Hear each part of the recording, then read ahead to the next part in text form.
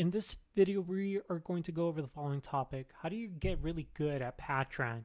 Now, if you're a student or a new engineer, this might be a question that you have. How do I get really good at Patran? And what I want to do in this exercise is I want to kind of guide you on how do you really get good on Patran. Now, the first thing is to reformulate the question. My advice is the following. It's not Patran that you want to really get good at. You want to get good at MSC Nastran. If you're a student, you might think that the only thing that exists in the world is Patran, but what's really happening in the background, MSC Nastran is what's actually performing the simulation. It's what performs the finite element analysis. Now, if you really want to get good at MSC Nastran, what you have to get really good at are two things. Number one, you have to be able to mesh. So that would be here. If you want to define something with 2D elements, 1D elements, 3D elements, you have to be really good at meshing. So that's number one. Number two, you have to get really good at creating these input files for MSC Nastran. Now, the input file, what that is, it's going to store all the nodes, all the elements, all the materials, all the boundary conditions, and the loads.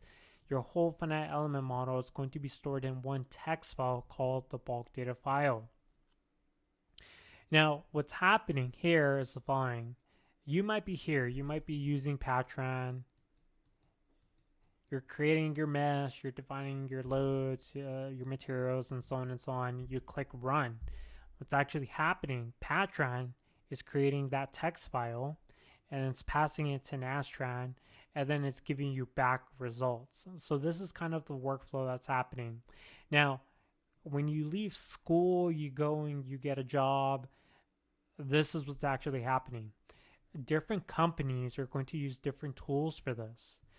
Here, you're starting off with Patran. Maybe at the next company, they might be using Apex. Some other company might be using FEMAP, Hypermesh, or ANSA.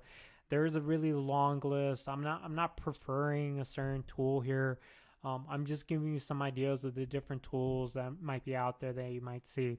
All these tools have one thing in common. They all output the Nastran bulk data file. They all then pass that file to Nastran, which then yields or outputs the results. So here, I'm going back to the original question. The question is not how do you get good at Patran. The question is how do you get good at MSC Nastran? How do you get good at writing out that bulk data file?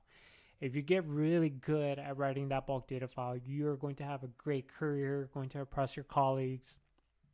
So here, again, this is more of an opinion video, guidance on how do you do that. Now, here are just some examples of some Nastran simulations that I've seen in the wild or in the past. Again, if you get really good at the bulk data format or file, you get really good at performing different types of simulations with MSC Nastran. So now, how do you start off learning MSC Nastran? So there are two things you need to get really good at. Number one, you need to get really good at creating the mesh. And the great news is that there are a lot of meshing tools out there. MSC Apex is a great mesher. Then you have Hypermesh, ANSA, FEMAP, SimCenter, I believe it's called. So you have a lot of options. So that would be the first thing you do. Pick a mesher, start learning how to mesh.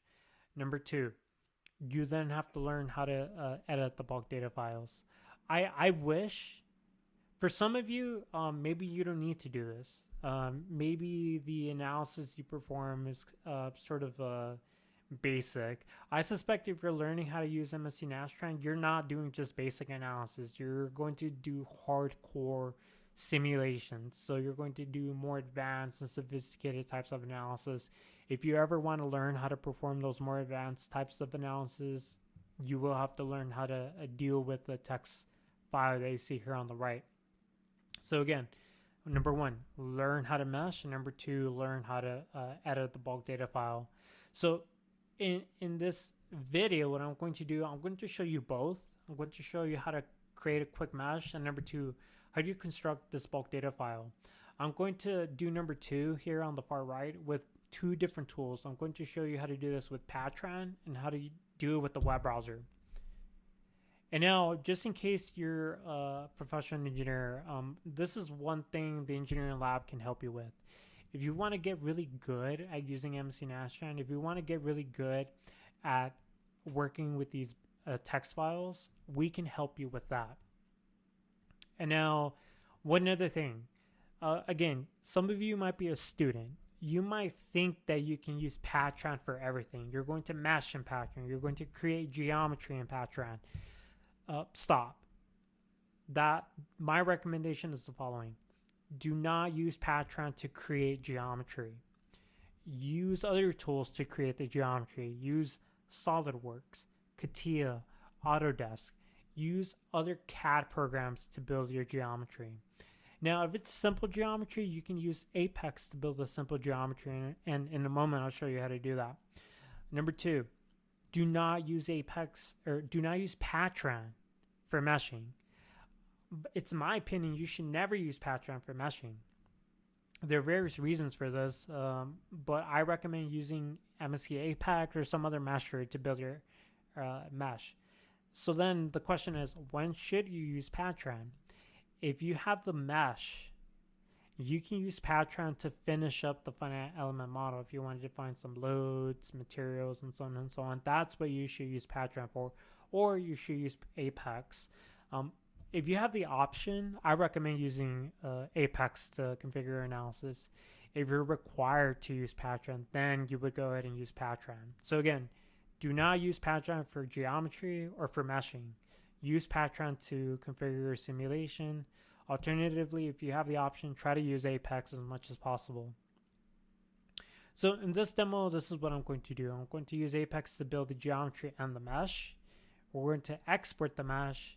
I'm going to use Patran to configure the analysis, and I'm going to use a web browser to show you a different way of doing this. And again, the star of the show, if you will, it's going to be the bulk data file. Again, if you know how to manipulate the bulk data file, you're going to have a great career in FEA when it comes to Nastran at least. Okay, so let's go ahead and do this. We have Patran open. Let's go ahead and create a cube. So let's go ahead and create a sketch. Let's go ahead and maybe define a square. So 1 meter, 1 meter. I actually don't know what my units are, so let's go ahead and address that real quick. So one very important thing, Nastran and Patran, they are going to be like a calculator. A calculator does not have any idea what units you're using. It's up to you to manage the units when you're doing your calculations on paper and the calculator. It's up to you to know what units you're using. Here, Apex does have this concept of units, so we'll go ahead and select meters, kilograms, and ounces for our units. Here, what I want to define is a cube that's 1 meter by 1 meter by 1 meter. And then we're going to apply maybe a pressure of 10 Newton per meter squared. So let's go ahead and change that. So we'll select this consistent unit system, meters, kilograms, newtons, Kelvin. Let's go ahead and click OK here and click OK here. Please complete. Oh, it seems I have to exit the sketcher before changing this. Now, I'm using an older version of MSC Apex, so some of the menus might be a little different, but hopefully they're still somewhat the same. Okay, now let's go back to the sketcher, and let's go ahead and draw our square. So, since we want to create very simple geometry, here we're creating just a cube. We can use Apex for this. If this was a more complicated example, I would use a dedicated CAD program for this, but since it's simple, let's go ahead and use Apex for this. Okay, let's go ahead and let's try and build this square again. Okay, so here's your square 1 by 1 meter. Let's go ahead and exit, and then this is going to give me a new surface, if you will. You can go ahead and use the push-pull option here. You can then extrude this face, and you can extrude it by however many meters you want. Here, let's go ahead and manually specify that I want to extrude this by 1 meter. And then here, I click both the left and the mouse button to center and resize this. So here's your cube that we're working with. Let's go ahead and assign a material for this. So let's go ahead and create material. Now, yeah, I believe in the newer version of Apex, they kind of separated the forms, if you will. So this part of the video would be a little different for you. So you would create the material. So we've created material 1, then you would assign the material to the cube. And then now we're done with that. Let's go ahead and create our mesh. So we'll go ahead and select the 2D, 2.5D, 2.5D option, and then we'll go ahead and use maybe 0.3 meters for the element size. Go ahead and look at that. Okay, right. I'm not looking for a hardcore simulation, just a very basic one. Now, at this point, you can continue on with Apex, but here we're talking about Patran. So here we've learned how to mesh. We are not professionals at meshing. So now we're going to export the mesh. So we'll right click here for the name. Let's go ahead and call this a cube maybe, and go to downloads and let's export that there. Let's go ahead and export. Let's go ahead and make sure we're using the right units. So meters, kilograms, units, export. So let's go here. So here's that cube we built. So the good thing about this whole exercise is that 99% of this data, it's all node and element data. So this first part 1, we get good at meshing. That's a good chunk of this data. So all the nodes are here.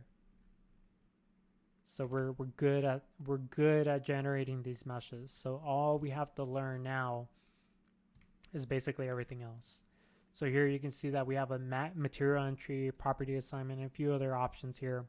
So let me step back here and say the following. So we've constructed the mesh. Let's assume we're really good at meshing now. We've exported the mesh. We've ejected the mesh, if you will. The mesh is now living in a text file here in my downloads directory.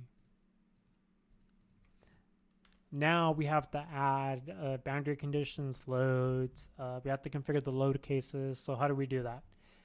This is where we can use Patran. So let's go ahead and import that mesh, import model. Let's go ahead and navigate to my downloads directory and import that cube. So let's go ahead and do the following. We're going to support the base of the cube, and we're going to add 2 pressure distributions to the top. So if we go to loads and boundary conditions, we'll click displacement constraint. We'll name this fixed base, if you will. And then we'll go ahead and configure, we'll constrain all 6 degrees of freedom. Click OK, then we'll go ahead and select the nodes. So we'll go ahead and select fem here, nodes. And then you'll notice that we selected nodes 1 through 16. We'll click add, click OK, and click apply. And now we have these markers. Let's go ahead and maybe change the color. You have color markers, rather, icons telling us you've constrained the 1st, 2nd, 3rd, 4th, 5th, and 6th degrees of freedom for these nodes here. Now let's go ahead and talk about our pressure load at the top. So for pressure, we'll go ahead and select a pressure here. We'll call this a P1 maybe. And then we'll say that this is maybe 10 Newton per meter squared. And we'll do this for the faces at the top. So let's go ahead and see. Let's just go ahead and select all of this. Oh, no, I don't want this. Yeah, I want this. Okay. Let me go here and add it. You'll notice that let me take a step back. Let me click apply. We've accidentally selected too many faces. So now we're adding a pressure load to the side faces, if you will. What you can do, you can turn on the model tree, go to loads, PCs. You can right click on P1, modify. Click OK here. Now you can remove these other faces. So what I would do is this. I would drag and select and remove those. Click OK and apply. And now we do have the pressure load here at the top. Okay, now let's go ahead and create our next pressure distribution, P2. click input here. We'll go ahead and give this a pressure of 20 Newton per meter squared. And then here, let's go ahead and select these other faces again. Let's see if this works. So we'll click add. But here I've accidentally selected too many faces. They're orange highlighted here. Here I will deselect these, click remove, and click OK and apply. And now I have a pressure distribution at the top. Now right now, if you look at the left check boxes, you have both pressures on, so a total of 30. But here, let's go and look at pressure 1, 10, and pressure 2, 20 Newton per meter squared. Now let's talk about the subcases. Go to analysis, go to entire model, go to subcases here. Let's go ahead and create a load case 1. Click apply, and then load case 2. Click apply. Now I don't think, oh, that was not correct. Let me delete those two. I was getting ahead of myself. So here under loads and BCs, go to load cases. Let's go ahead and name this first one load case 1. Input data. Let's go ahead and add the fixed base constraint and the first pressure load. You see here all the loads and boundary conditions that are in the subcase. Click OK and apply. Now let's create a second load case 2. Input, the fixed constraint, and the second pressure are now here in this table. Click OK and apply.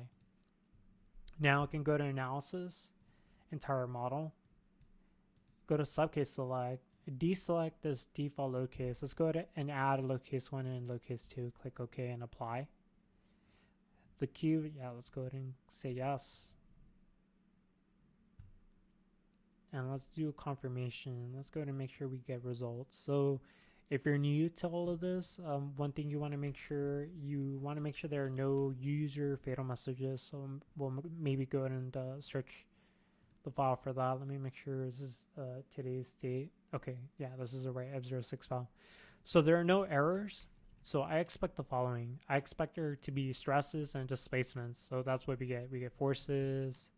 What else do we get? Let me look if we get stresses. Right, so here are the stresses for all of the elements. Let me close Apex since we're done with the Apex for now.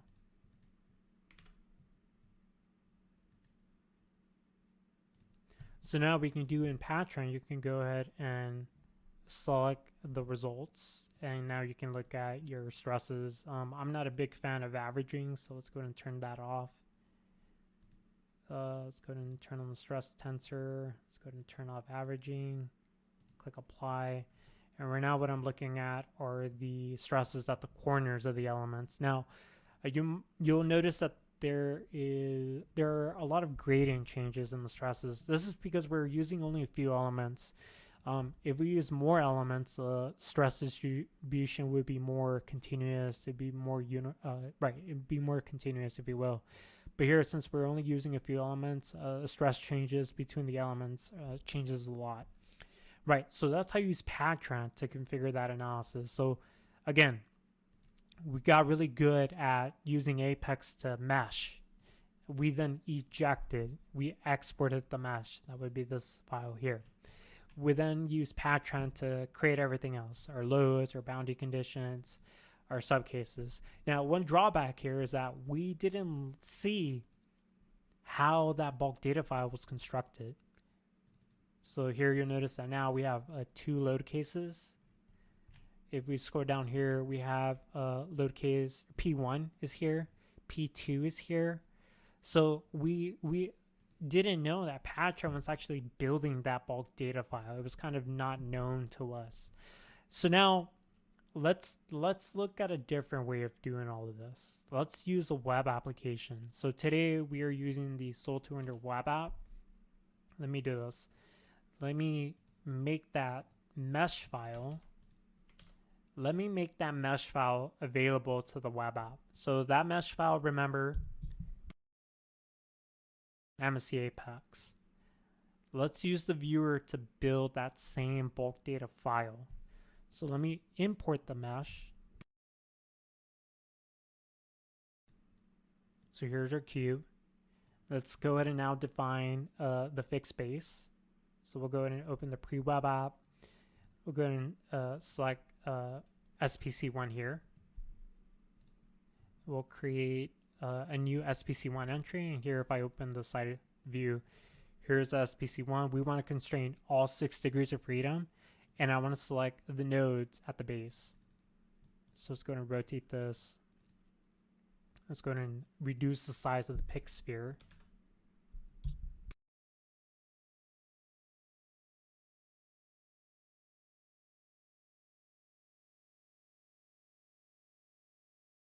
And now let's go ahead and select these nodes. So here are the nodes that are going to be fixed. Let's go ahead and exit this. And you've noticed back at the SPC1 entry, all the nodes I've just selected have been deposited in this field at GI. Here on the right is the respective bulk data entry. And here on the left is the equivalent visual representation of those constrained degrees of freedom. So if you zoom in, you can see we've constrained all 3 translations, those single arrows here. And then we have a double arrowhead, meaning that I've also constrained the rotations, the rotation of degrees of freedom for all of these nodes. So the base is effectively constrained. Now let's go ahead and define our pressure distribution. So if we look here, we can find an entry called the pload4 entry. We'll go ahead and click here, create a new entry. For the application region, we want to do this for the top. So let's go ahead and turn on the pick option here. Let's go ahead and select 2D picking. Oh, sorry, 3D picking. Click this and select these options. Oh, sorry. I should have selected the face option. So let's go ahead and redo this. So let's go ahead and select these faces. And here you can see a preview of what the pressure load looks like at the selected faces. So let's go ahead and do this. Let's go ahead and give all of this pressure distribution of 10. So you could do this a few ways. You can manually type in 10, 10, 10, 10, 10, and so on and so on. Or you could use this option here. Type in 10 here. Or let's say 3 newtons per meter squared. And now everything has 3 newton per meter squared. Here, let's go ahead and use 10. Now let's suppose you have 100 elements. You could click on this option, batch all, and this will do it for every element in this table. So here, 18 as an example. Here I get a warning, do you want to do this? You say yes. Let's go ahead and do this again. I'll get another warning, say yes. And look at what's happening. Every change that you made is immediately updated here on the right. So you see how that bulk data file is immediately updated. Remember, the goal is not to get good at Patran. The goal is to get good at MSC Nastran. The goal is to get really good at writing out these inputs that are in the text file, the bulk data file. Okay, so this was the first pressure distribution. We can create a second pressure distribution. Maybe I'll go ahead and repeat the process. We'll click create entry, move this to the right a little. And we're going to rotate this, and we'll go ahead and select those faces again. So same faces. Let's go ahead and make sure we didn't select other faces. Our new set of arrows. And now for this pressure distribution, I believe it was 20. Now I'm going to define another pressure distribution. So you're going to do a lot of side scrolling in this tool. If you have it, you can use the horizontal scroll bar to move sideways, or I believe it's the shift key. If you hold the shift key, you can use the normal scroll wheel, and it's going to move left and right, like you see here on the right. Okay, now let's go ahead and pick this and expand this. Actually, let me make sure I am where I want to be. Okay, let's create a third pressure distribution. And let's go ahead and pick those same faces. I'm going to show you an alternative way to do this. So let's go ahead and I'll give this a unit pressure, so 1. Say okay here. And we're done with the loads and the boundary conditions. Let's create our load cases. So if we go to the case control section, let's move this window to the right. Let me create a first and a second subcase. Here we'll say this is for load case 1, and then this is going to be for load case 2. So this is going to be used as describers when we're working with this example. Now let's go ahead and go to the loads and BC section. Let's go to SPC.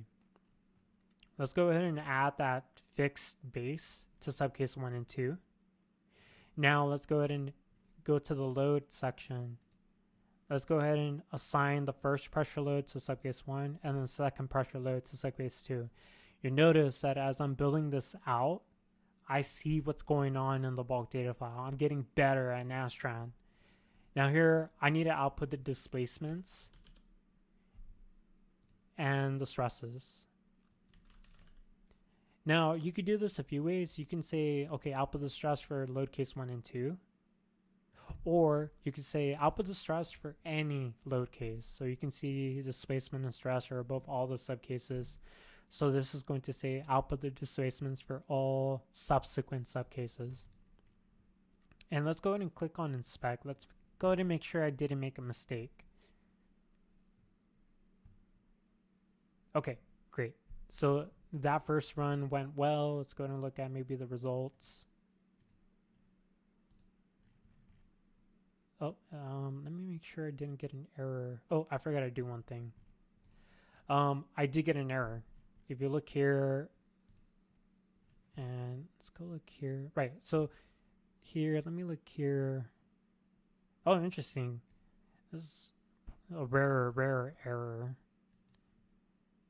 I'll have to document this in my list of errors. Normally, if there was an error, you would get something called a user fatal message. I have a separate video discussing how to fix user fatal messages, but here I actually got a different error.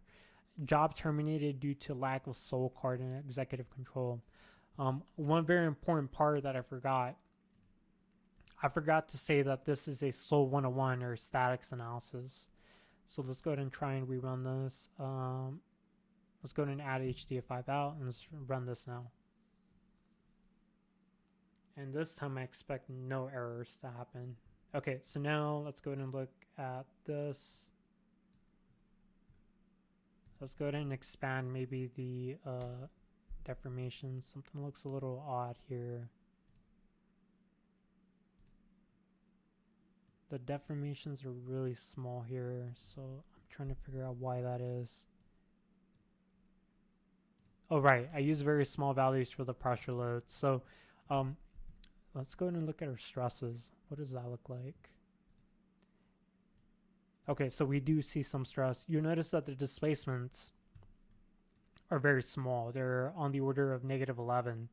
So what I would have to do here is I would have to give it a very large scale factor. And now we see what the deformation is like here. Let me do this. Let me show you the stresses actually. So here you could do the same thing. Let's go ahead and turn off the deformations here. Let's go ahead and look at maybe the corner values. So basically the same stress results that we saw in Patran, we're looking at them right now in the web app. So here maybe you want to look at the highest stresses, if you will, for von Mises stress as an example. Maybe you want to know what the smallest von Mises stress is. They're 0. They're all visible here. This is subcase 1. What does subcase 2 look like? Almost the same. So von Mises for the corners. And then let's go ahead and turn on some labels. So basically everything we did in Patran we're looking at right now in the web browser. Now, one very important difference is that we were able to see how we built that bulk data file, all the respective entries, all the case control commands. We were learning how to configure that text file, which is very important if you want to be successful in using MSC Nastran. Now, I'm going to show you a different way to do this exercise. If you recall, we defined a third pressure distribution with 1 unit pressure, so 1 Newton per meter squared. Right now, what I can do in the payload 4 row here, I can assign that unit pressure distribution to subcase 1 and 2. But now I can modify the scale factors, if you will.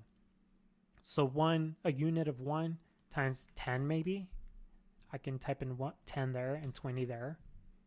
And that will give me the same results. Here, maybe I want to increase this to maybe E6. The pressure was so low that there really wasn't a lot of deformation here. So we'll see if we increase the scale factor of a lot.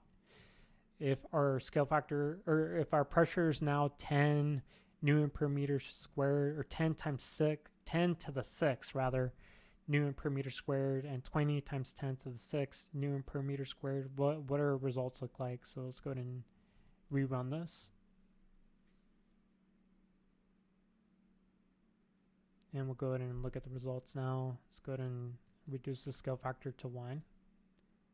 Here, sometimes what you can do, you can increase the scale factor.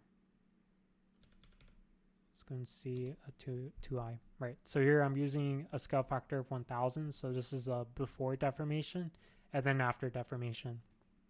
So what happened here when I use these scale factors, when you assign loads, the web app automatically builds something called the load entry. So let's go ahead and look at that. So here's our load entry, the load row.